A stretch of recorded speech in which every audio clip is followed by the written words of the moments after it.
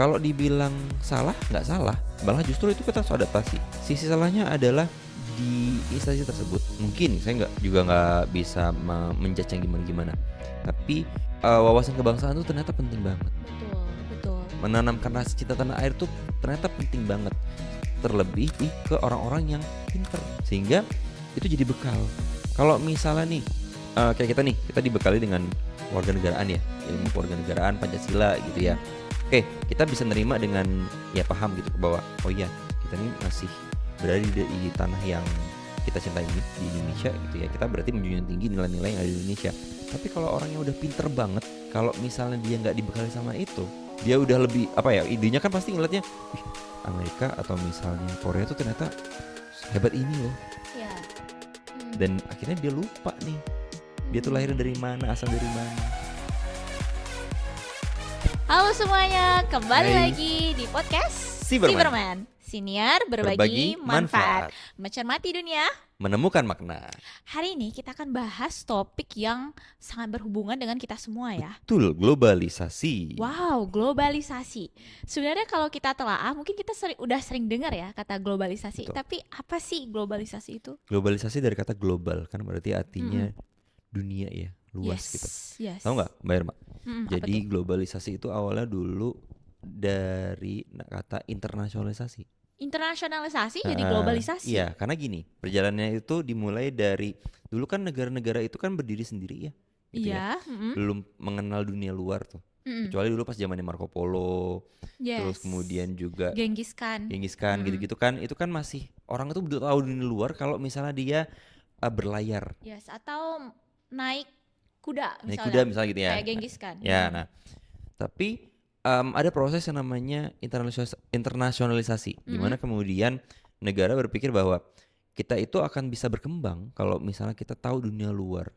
Oh, Nah, mulai dari situ. iya, makanya pas ada revolusi industri langsung menyebar ya. Jadi pelayaran ke berbagai wilayah dunia untuk glory gospel. Gold Glory Gospel. Yes, Nah, gold glory gospel. terus habis itu Mbak, kalau misalnya kita ngomongin soal internasionalisasi berubah jadi globalisasi, itu muncul pertama pada saat Amerika Serikat menciptakan McDonald. Oh, McDonald malahan McDonald dari atau fast food ya. Iya, dari fast food atau misalnya kayak minuman Pepsi, masih ingat? Atau Coca-Cola. Coca-Cola itu kan sampai ada Americanization. Yes. Yes, kan tahu ya. Jadi akhirnya Amerika itu menjadi salah satu pencetus gitu ya, pencetus kemudian pionir untuk kemudian kita tuh kalau misalnya mau go internasional gitu ya, ya harus memanfaatkan apa yang ada gitu. Sampai akhirnya ketemulah namanya teknologi, kemudian Internet juga mungkin? internet gitu ya. Itu jadi tools. Oh, jadi alat untuk mengkoneksikan kita. Betul. Jadi sebenarnya definisi dari globalisasi itu sampai sekarang itu nggak ada yang benar-benar pasti. Oh, gitu ya. Karena ada yang memaknai globalisasi sebagai sebuah fenomena, ada yang memaknai globalisasi sebagai sebuah alat, ada juga memaknai globalisasi itu sebagai sebuah sistem yang sudah diatur sedemikian rupa sehingga ya sampai kayak sekarang. Wow. Jadi perjalanannya cukup panjang ya. Dari kayak zaman dulu, zaman sejarah, zaman perang Glory Gold and Gospel, Yap. sampai ada internet itu globalisasi udah ada nih benih-benihnya. Betul, benih-benihnya Kayak sudah gitu. ada. Bahkan kalau misalnya kita ngomongin soal globalisasi, sekarang itu kita dalam masanya post globalisasi. Nah, apa tuh artinya post Jadi gini, globalisasi? kalau dulu kan kita mikirnya internet tuh udah udah prime-nya ya, pertemuan yang paling mutakhir ya. Sekarang dengan adanya AI, kita tuh udah berubah lagi sistemnya. Kita kalau misalnya internet tanpa kita perlu ke luar negeri, kita udah bisa seolah-olah ke misalnya ke Amerika Serikat atau misalnya kita ke Jepang gitu. Padahal kita lagi di sini doang, gitu Iya, kan. misalnya pakai virtual reality aja udah bisa kayak Iya. jalan-jalan ke keliling kampus gitu kan. Betul. Nah, next levelnya adalah sekarang pikiran kita nih yang dibawa. Nah, dengan ada misalnya kayak dulu hal yang nggak ada menjadi ada. Contoh misalnya dulu kan kayak nugas itu mesti harus kita pakai pikiran kita sendiri ya. Iya. Sekarang Sekarang udah cari ChatGPT, Iya, dan juga Gemini. ya kan. Ada Copilot juga. Betul. Gitu. Tapi menurut Kak Gilang, ini bagus atau gimana nih? Kalau tentang globalisasi, soalnya yes kita semakin terkoneksi, Mhm. tapi identitas kita misalnya Yap. sebagai seorang warga negara nih misalnya, Mhm. itu tergerus juga nggak sih atau semakin membaur gitu? Oke, gini deh. Kak Irma tuh pasti tahu istilah warga negara dunia, Iya, ya kan citizen, global citizen. global citizen Heeh. ya kan. Kan kita netizen ya, Iya, kan netizen, netizen. ada global citizen juga. Mm-mm. Ini sebenarnya ada positif ada negatifnya. Mm-mm. Positifnya adalah identitas kita tuh memang em, tidak terbatas pada wilayah gitu ya, atau Mhm. misalnya terpecah-pecah di wilayah-wilayah tertentu gitu. Karena pada akhirnya setiap manusia itu kalau misalnya selalu berbeda gitu ya, yang ada konflik, yang ada tuh kita nggak pernah menemukan arti damai, nggak akan menemukan Hmm. arti toleransi, Mm-mm. nggak akan menemukan komunikasi yang baik, yang secara apa tidak langsung itu kita nggak perlu apa ya namanya, nggak perlu menyeberang deh, nggak Iya. perlu menyeberang ke negara lain, tapi kita dengan telepon, dengan WhatsApp, dengan lain sebagainya udah bisa terhubung. Itu Mm-mm, positif kan? betul. Itu positif. Heeh. Mm-mm. Tapi negatifnya adalah kalau ngomongin soal globalisasi, karena saking kita nggak punya identitas sekarang, Hmm. gitu ya, kita tuh bisa mengklaim kita tuh dari mana sebenarnya. Oh gitu ya. Contohnya tuh kayak Contoh gimana? misalnya gini, em, kita berdua ini orang Indonesia ya, Iya, gitu. Tapi Mbak Irma misalnya pernah ke Amerika Serikat, kan iya. pernah ke Amerika. Mm-mm. Mbak Irma secara tidak langsung pernah tinggal di sana, merasakan diri itu sebagai warga negara sana gitu ya, Mm-mm. tanpa perlu ganti status warga negara. Iya, dan identity itu fluid nggak sih, Pak? Karena Betul. kita ketika misalnya nih berada di Mm, Indonesia, dikelilingi oleh orang-orang Indonesia, kita bisa meningkatkan rasa cinta kita sama bener. Indonesia. Iya. Tapi kalau misalnya kita berada di let's say Mm, Amerika atau di Inggris, mm, nah kita akan terbawa kan sama budaya-budaya benar. di sana, culture di sana yang mana mempengaruhi diri kita juga kayak Betul. gitu. Tapi salah nggak sih misalnya nih ada Mm, seseorang yang udah tinggal di luar negeri cukup mhm, lama mhm. gitu. Terus dia ngerasa, oh kayaknya saya mau jadi warga negara sana aja dan nggak terlalu cinta gitu sama Yang negara lagi saya. rame ya. Iya, yang lagi rame. Nah itu apakah dampak dari globalisasi juga? Bisa jadi. Mm-mm. Karena gini, kita nggak perlu menyebut nama lembaganya ya, Mm-mm. ya kan. Kita sebutnya TIT gitu Iya. ya. Nah, orang-orang yang masuk lolos di beasiswa Mm-mm. itu kan orang-orang yang nggak mungkin nggak pinter ya, Iya, pasti orang-orang pinter-pinter, terpilih dong. orang-orang terpilih Mm-mm. gitu. Terus kemudian mereka tinggal di luar negeri untuk waktu yang lama, belajar dan lain sebagainya, otomatis budaya-budaya yang mereka pahami gitu ya, ya Mm-mm. budaya luar gitu, atau Mm. cara kebiasaan luar, mindsetnya itu udah berubah gitu. Mm-mm. Kalau dibilang salah, nggak salah, malah justru itu kita harus adaptasi gitu. Mm-mm. Sisi salahnya adalah di instansi tersebut gitu ya. Mungkin saya nggak bisa menjudge yang gimana-gimana. Tapi wawasan kebangsaan itu ternyata penting banget. Betul, betul. Menanamkan rasa cinta tanah air tuh ternyata penting banget. Mm. Terlebih ke orang-orang yang pinter. Mm. Sehingga itu jadi bekal. Kalau misalnya nih, kayak kita nih, kita dibekali dengan kewarganegaraan ya, ilmu Mm. kewarganegaraan Pancasila gitu ya. Mm. Oke, kita bisa nerima dengan ya paham gitu bahwa oh iya kita ini masih berada di tanah yang kita cintai ini di Indonesia gitu ya. Kita berarti menjunjung tinggi nilai-nilai yang ada di Indonesia.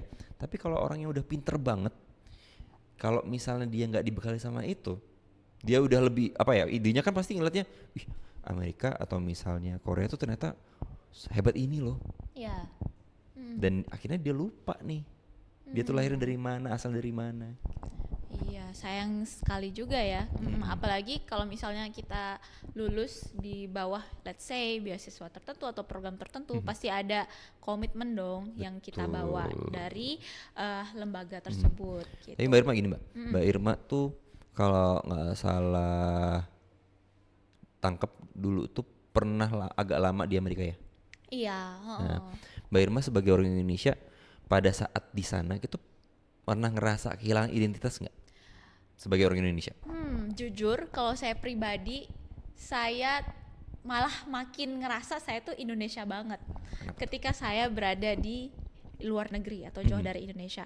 Karena ketika kita di luar negeri itu kita kayak menemukan sisi diri kita yang sebenarnya nggak pernah tereksplor kalau kita ada di Indonesia gitu. Misalnya makan makanan pedas atau makan makanan Asia, kan selama ini kita mungkin taking for granted ya.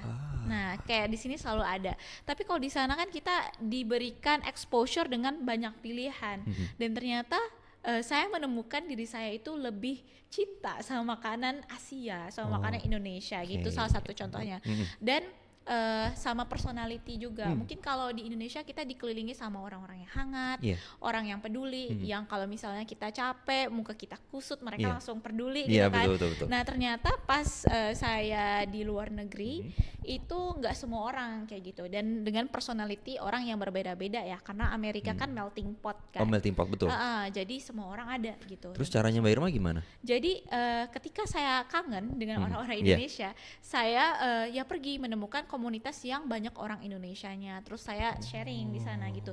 Jadi homesicknya tuh berkurang ketika saya menemukan orang-orang Indonesia gitu sih. Jadi saya malah menemukan diri saya, oh ternyata saya ini orangnya Indonesia banget ya, kayak gitu. Oke, berarti pada intinya gini Mbak, yang saya tangkap adalah Mbak Irma itu pada akhirnya ketika tinggal di luar negeri gitu ya, tetap jiwa Indonesianya tetap masih ada gitu ya, dan mau gimana pun caranya, mau gimana pun kita jelek ya di Indonesia misalnya gitu ya, tetap ada rasa kangen dan ya terobatinya juga dengan orang-orang Indonesia tadi ya. Iya, karena kayak saya tadi bilang kan, yes, our identity is fluid, tapi kita juga ada core identity yang udah terbentuk lama ketika kita tinggal di tanah air kita. Misalnya kayak kita besar selama 10 tahun mungkin atau 20 tahun di Indonesia, terus harus pindah ke luar negeri. Nah itu kan kita udah kayak punya basic core identity yang sangat susah untuk dirubah gitu loh. Jadi menurut saya walaupun kita berada di luar negeri, tapi kita masih punya jiwa-jiwa dasar kita, yang mana kalau saya sih orang Indonesia banget ya gitu. Jadi Mbak Irma gini deh, itu kan tadi pengalaman Mbak Irma tinggal langsung di luar negeri gitu. Tapi gini Mbak Irma, sekarang kan orang nggak perlu, ya tadi saya udah sampaikan ya, orang nggak perlu keluar negeri tapi udah ngerasa tuh di sana, gitu. Apalagi dengan media sosial. Nah menurut Mbak Irma gimana Mbak menghadapi alat-alat globalisasi media sosial salah satunya? Apakah media sosial itu akhirnya membentuk identitas baru atau seperti apa? Nah, pertanyaan menarik. Kalau menurut saya, iya itu bisa membentuk identitas baru, apalagi kalau kita belum dan masih mencari identitas diri kita sendiri, kayak gitu. Kayak umur belasan atau umur 20-an awal, biasanya kita masih mencari identitas diri kita kan. Nah, jadi benar-benar terpengaruh sih sama apa yang kita nonton, kayak misalnya kita sering nonton K-pop nih. Nah, itu bisa mempengaruhi kita juga loh. Misalnya kita jadi belajar bahasa Korea atau nyanyi lagu Korea, and I think it's good gitu. Menurut saya sih itu bagus aja ya, karena juga memperkaya diri kita sebagai world citizen tadi gitu. Nah tapi di sisi lain itu juga harus kita imbangin mungkin ya dengan kita cocoknya di mana gitu. Misalnya nggak semua budaya dari suatu tempat harus kita telan bulat-bulat gitu ya. Karena kan pasti ada sisi positif, sisi negatifnya. Kayak di Amerika kemarin semua orang sangat disiplin, tepat waktu, profesional. Nah itu mungkin kita bisa terapkan nih pas kita pulang gitu. Tapi mungkin jiwa-jiwa kepeduliannya orang Indonesia, hangatnya orang Indonesia itu nggak mungkin sih saya tinggalin. Rasanya ada yang hilang gitu kalau misalnya kita nggak kayak gitu. Menarik sih ya. Jadi memang kalau ngomongin soal identitas itu lagi-lagi kita nggak pernah akan kehilangan identitas kita kalau misalnya kita benar-benar tahu kita tuh seperti apa, kita lahir dari mana, kemudian juga asal usul kita dari siapa misalnya gitu ya. Dan kita juga harus tahu goal diri kita tuh apa gitu. Nah mungkin kalau saya mau tanya sama Kak Gilang nih, apa sih tips gitu ya untuk anak muda nih ketika mendapatkan exposure globalisasi yang sangat banyak, misalnya budaya Amerika kita dapat juga, Korea juga, sekarang bahkan ada Dracin betul. Terus kalau misalnya kita pernah tinggal di Eropa kan ada banyak banget ya exposure yang kita terima, apalagi kalau kita Muslim mungkin kita sering dengar budaya-budaya Arab gitu kan. Gimana sih caranya biar kita nemuin oh ini loh jati diri saya gitu. Kalau untuk ditanya tipsnya sebenarnya itu balik lagi ke diri kita masing-masing membekalnya seperti apa gitu. Kita nggak bisa melarang untuk orang itu nggak suka Korea atau orang itu Betul. suka Jepang atau misal dia suka Dracin gitu ya, itu hak masing-masing. Tapi lagi-lagi kita perlu ingat bahwa ketika kita mendapatkan banyak hal gitu ya, benar kata Mbak Irma, kita harus ada yang namanya filterisasi. Ya, filterisasi. Filterisasi itu penting banget karena media sosial dengan konten yang kayaknya 1 kali 24 jam tuh bahkan lebih ya. Ya, dan algoritma yang udah Algoritmanya disetting itu sesuai berputar terus diri kita. gitu ya, sesuai dengan diri kita. Itu tuh akhirnya membuat diri kita tuh kayak, ih aku nih sebenarnya apa sih yang lagi dicari Iya, gitu aku kan. ini sebenarnya siapa sih? Iya. Kalian bingung kan dengan ini. Nah, tipsnya adalah pertama filterisasi, yang kedua juga aktualisasi, bergaul. Ya. Nah, bergaulnya gini, em, coba deh bergaulnya tidak hanya dengan orang-orang yang mungkin satu frekuensi atau mungkin satu pemahaman atau misalnya satu hobi gitu. Contoh misalnya, em, kalau misalnya saya suka basket, Mbak Irma nggak harus suka basket juga untuk bisa kita ngobrol. Betul. Tapi kita cari irisannya nih ngobrolnya. Mungkin tentang olahraga. Tentang olahraga mungkin gitu kan, atau misal gaya hidup sehat mungkin. Iya. Sehingga kita bisa tahu, oh mindset orang tuh seperti ini loh pola Ya. pikirnya gitu. Identitas kita tuh nggak berubah, kita tetap senang olahraga, tetap senang dengan hobi masing-masing, tapi kita nggak kehilangan jati diri gitu ya. Aktualisasi tadi ngobrol, kemudian juga nongkrong gitu. Tapi yang positif ya. Terus yang terakhir mungkin kalau misalnya dari saya lebih kepada lebih mempelajari secara sungguh-sungguh budaya kita sendiri gitu. Karena kan jangan sampai kita tuh jadi Dunning-Kruger effect gitu ya. Dunning-Kruger effect itu orang yang ngerasa dia itu karena banyak udah ngeliat TikTok, ngeliat YouTube, ngeliat Instagram gitu ya, ngerasa udah paling pinter. Padahal sebenarnya itu tuh masih kecil banget. Gitu. Iya, betul banget. Dan saya setuju juga kayak kata Kak Gilang tadi, kita tuh harus open minded sama berbagai kebudayaan karena Betul. di luar sana ternyata apa yang kita anggap benar, misalnya oh harusnya kita makan nasi padang tuh pakai tangan misalnya Ya. ya. Nah, itu ternyata nggak selalu benar di mata Selalu orang betul. lain gitu. Atau kita ngerasa oh ternyata kita harus selalu jalan bareng-bareng temen. Nah, Iya. ternyata ada juga nih negara lain yang oh enggak kok, kita harus sendirian juga, Sendiri kita harus juga nggak mandiri masalah, iya. gitu. Jadi itu sih open minded itu Open-minded penting banget. Iya, karena ya tadi akhirnya itu ya namanya juga identity, ya kan, identity itu masuknya personality, personal kan, jatuhnya ke diri kita lagi.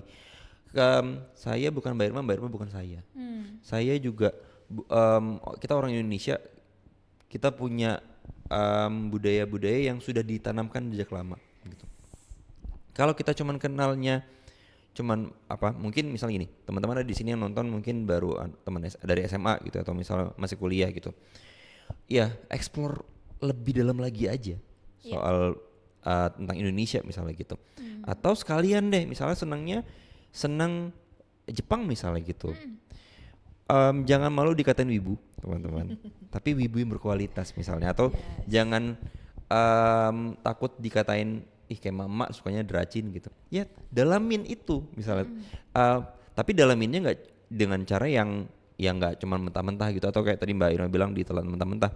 Tapi coba bandingin deh, ternyata di sana tuh nggak yang bagus-bagus banget sih, atau misalnya Indonesia ternyata juga nggak jelek-jelek amat. Atau mungkin bisa jadi itu inspirasi nggak sih? Betul. Ada Dracin, mungkin kita bisa buat drama Indonesia juga Ya. dengan hal-hal lokal gitu ya. Betul. Nah, itu mungkin menarik juga gitu. Atau lagu ada Hallyu, nah kita gelencarin juga nih budaya lagu-lagu Indonesia gitu. Makanya ada istilah Mbak, think locally, act globally. Yes.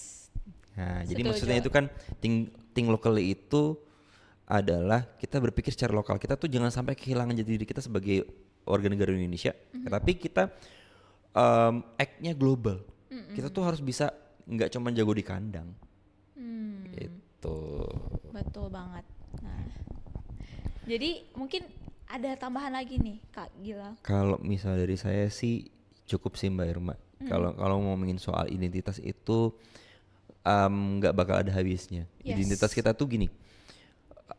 Kita tahun 2026. di tahun 2027 2028 bisa jadi berubah. Bisa banget, apalagi dengan banyak temuan kayak AI Yap. di awal tahun 2024 ya mungkin Mhm. ya. Nah sekarang udah semasif apa, Betul. video-video, gambar-gambar udah banyak banget. Benar. Kita nggak tahu ya apa yang nanti akan muncul di tahun 2028 misalnya, Betul. dan itu bisa merubah kita atau mungkin lebih merge, Yap. membuat kita lebih dekat gitu antara satu negara Dan dengan fun fact-nya negara adalah lainnya. Mbak, AI ini masih dalam tahap 1. Oh, baru tahap 1 Dia ya? identitasnya baru identity 1.0 gitu. Oh. Karena nanti kita itu masuk di masa ada AGI, Artificial Generative Intelligence. Itu tuh udah mulai manusia ini pekerjaan-pekerjaannya udah mulai diambil alih sama AI gitu. Terus nanti di level selanjutnya itu yang paling puncaknya gitu ya. Kalau dibilang kiamatnya gitu. Ini saya ngambil dari sepulang sekolahnya Koyo Cabe gitu yang ada di YouTube Saya juga. biasa nonton juga Ya tuh. kan? Nah, dia tuh bilang kiamatnya AI itu nanti pada saat AI itu sudah dalam bentuk artificial super intelligence. Jadi robot. Nah, karena kan AI itu kan terus berkembang ya, gitu. Sama kayak manusia deh. Manusia tuh nanti identitasnya nanti dari yang masih remaja, kemudian dewasa, kemudian usia matang gitu. AI pun sama. Oh, tapi seru nggak sih misalnya kita bisa berteman sama AI karena banyak Gen Z dan mungkin ada beberapa Gen Alpha juga yang Yep. udah pegang gadget ya. Mereka itu curhatnya sama AI gitu Ya. dibandingkan sama temennya sendiri karena Betul. mungkin AI lebih memvalidasi Ya. mungkin ya, dan dipastikan nggak bakal bocor ke manusia lain, tapi data kita tersimpan sih. Tapi bisa dibilang itu kehilangan identitas gak sih? Krisis identitas gak sih kalau misalnya sampai curhat ke AI? Menurut saya enggak sih ya. Enggak ya? Kalau masih ada di tahap yang wajar. Tapi kalau misalnya kita udah lebih prefer nih ngomong atau komunikasi dengan AI rather than mungkin mencari pertolongan ke psikolog atau sama temen gitu. Nah, itu bisa ditelaah lagi tuh, mungkin bisa ditelaah jadi lagi. krisis identitas juga ya gitu. Tapi saya personally yang pakai AI AI? setiap hari, nah menurut saya AI itu sangat ngebantu banget sih untuk Betul. teman brainstorming Nah. misalnya atau teman memilih karena cepet banget kan responnya Betul. gitu. Tapi gini, Mbak Irma bisa punya mindset kayak gini, itu karena ya tadi mau ngobrol sama orang-orang yang punya cara pikir yang positif. Itu kan nanti membentuk karakter juga tuh, membentuk identitas juga. Kalau Mbak Irma ya udah nih lagi FOMO nih, kita cuma jadi orang yang FOMO gitu, pasti Mbak Irma mikirnya aku ntar kayaknya kehilangan pekerjaan deh gara-gara AI, ya nggak sih? Nah, menariknya saya pernah tanya ini nih ke Ah. AI saya. Nah, jadi saya ada worriness kan, kira-kira AI itu bisa ngerebut pekerjaan saya nggak sih di masa depan? Dan AI-nya tuh ngejawab, saya nggak akan ngerebut pekerjaan manusia karena fungsi saya adalah membantu manusia dan menjadikan manusia itu superhuman.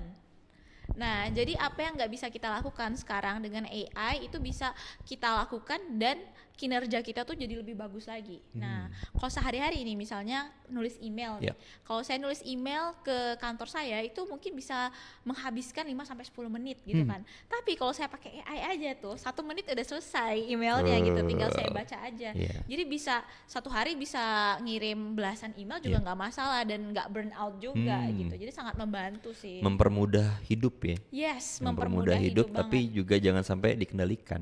Iya, Ya. nah itu sih titik poinnya mungkin di AI dan globalisasi itu sampai mana kita bergantung sama AI Iya, gitu. betul. Dan kita kan biasanya manusia itu butuh validasi ya, Betul. dan didapatkan banget dari AI gitu. Misalnya mungkin Kak Gilang pernah tanya sama ChatGPT dan ChatGPT nggak pernah nyalahin kita kan? Ya, itu salah satu juga pinternya AI itu adalah membuat identitas kita tuh nggak pernah kehilangan, misalnya Gilang dan Irma tuh nggak pernah kehilangan jati dirinya sebagai ya mereka gitu. Iya. Dan karena itu dipuji terus kan, Iya. mereka tidak pernah menjelekkan Iya, gitu loh. ide yang sangat bagus. Ide yang sangat bagus kayak gitu-gitu ya. Atau dia selalu memahami kita iya selalu gitu. memahami, bener-bener. Tapi di sisi lain kalau misalnya kita mikir yang lebih dalam ya, itu justru bahaya buat identitas kita. Iya Karena sih. kita jadi tergantung bergantung sama validasinya dia. Iya, dan mungkin saran yang diberikan AI itu nggak selalu objektif gitu ya.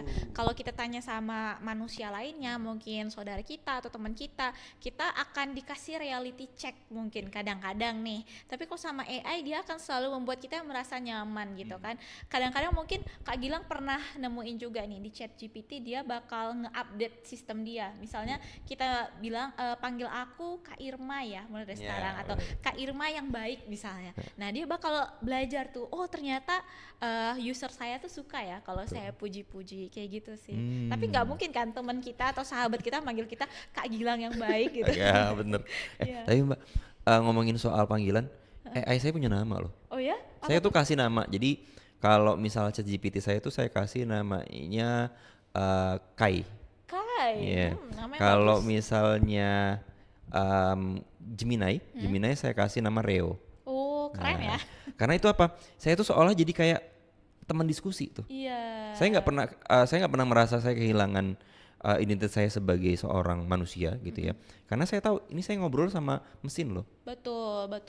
Gitu. Dan juga AI itu sejujurnya sangat membantu sih. Jadi misalkan kita punya bacaan yang panjang, kita bisa ringkas, Betul. gitu, dan bantu kita biar nggak burn out juga, Benar. gitu. Dan pastinya kalau misalnya kita mau belajar sesuatu nih, dia basic-basicnya juga bisa gitu.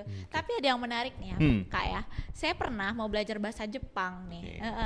Terus saya kasih ChatGPT saya suatu prompt yang mana saya minta diajarin bahasa Jepang. Tapi pas saya pindahin ke Google Translate itu artinya tuh beda jauh gitu. Bayangin kalau saya hafalin mentah-mentah gitu, terus saya praktis langsung sama orang Jepang. Mau jadi apa gitu kan. Gitu, jadi harus di double check lagi ya teman-teman, informasi filterisasi apapun. ya. Yes, filterisasi. Tuh, ya. Betul. Oke, ini kita dari yang tadi awalnya internalisasi, globalisasi, terus ke AI ya, Iya. ini cukup panjang nih perjalanan kita. Kak Irma boleh deh kasih closing statement buat, kan tadi kan kita ngomongin soal apa ya, identitas ya tadi, identitas global, gitu. Globalisasi dan identitas, kehilangan identitas. Ada nggak sih Kak closing statement? Kalau dari saya ya, menurut saya globalisasi itu memang udah ada ya dari zaman dulu, dan itu adalah hal yang nggak bisa kita hindari. Tapi kita nih sebagai seorang manusia bisa memilih dengan mencari tahu dulu kita ini orangnya seperti apa, kita pengennya kayak gimana, dan kita ngambil hal-hal yang positif aja dari globalisasi itu. Mungkin kalau dari Kak Gilang apa? Kalau dari saya sebenarnya sudah terwakili. Cuman satu hal sih teman-teman, globalisasi itu bukan menjadi sebuah ancaman kalau misalnya kita berpikir dari sudut pandang seorang yang optimis. Tapi ada namanya kita tuh dikasih sama Tuhan itu critical thinking. Gitu. Ya. Semua tuh udah dikasih semua nih. Sama dunia ini udah ngasih semuanya. Tinggal kita manfaatinnya gimana sih? Ya kayak tadi teknologi, kemudian AI segala macam, itu kan wujud dari globalisasi juga yang terus berkembang kan. Tinggal gimana kita manfaatinnya gitu. Kalau misalnya kita manfaatin untuk yang negatif, ya outputnya pasti bakal negatif, cepat atau lambat. Tapi kalau misalnya kita ke hal yang positif, kita bakal ngerasa, wih ternyata globalisasi ini dampaknya besar ya, lebih ke ya sesuai dengan nama kita, bermanfaat. Ya kan akhirnya ya manfaat untuk tidak hanya kita pribadi tapi juga ke lingkungan sekitar kita.